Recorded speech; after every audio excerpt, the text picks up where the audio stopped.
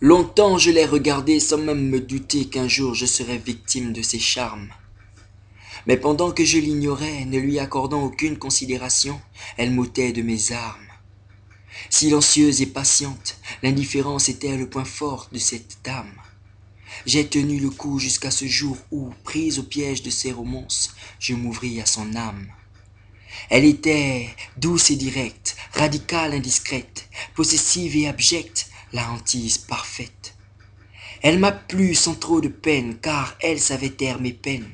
Avec elle rien ne me freine, pour mon courage, elle était reine. Elle partageait mes sourires et mes pleurs, mes victoires et mes peurs, mes franchises et mes leurres, au point que je crois qu'à tout point, elle était mon moteur. À ce stade, certains disent qu'on est irrécupérable. Et c'est vrai, vu que sans elle, on devient quasi incapable. Comme à tout début d'histoire, tout est formidable.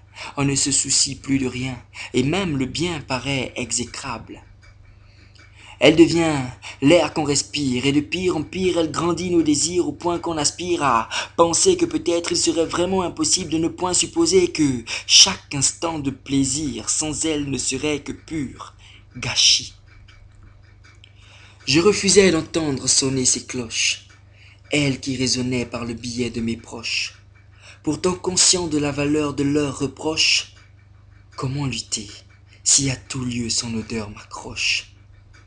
Je suis possédé par sa dépendance et aucun procédé n'a d'interférence. Nous sommes unifiés, plus de différence. Si tu l'entends chanter, c'est que non loin, moi je danse.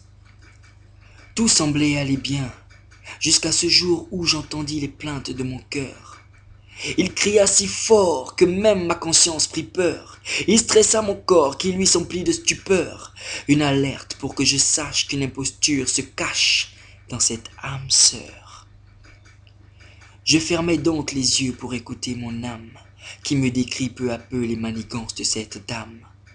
Là, je compris que je n'aurais jamais dû baisser mes armes, car en fait, elle me dévorait en se servant de ses charmes.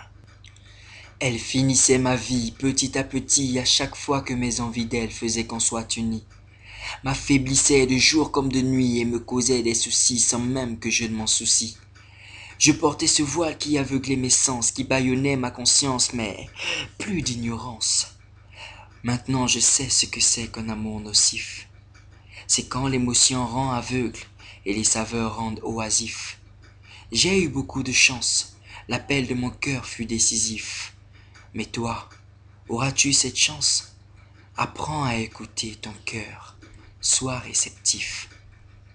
Aujourd'hui je l'embrasse de temps en temps, mais mes ardeurs s'effritent. Je sens bien que c'est la fin, car il arrive que quelquefois je l'évite. Plus d'émotion, car moins de passion, et plus rien ne me reste. Désormais ma vie a plus de charme que cette faucheuse cigarette. Lems, slam.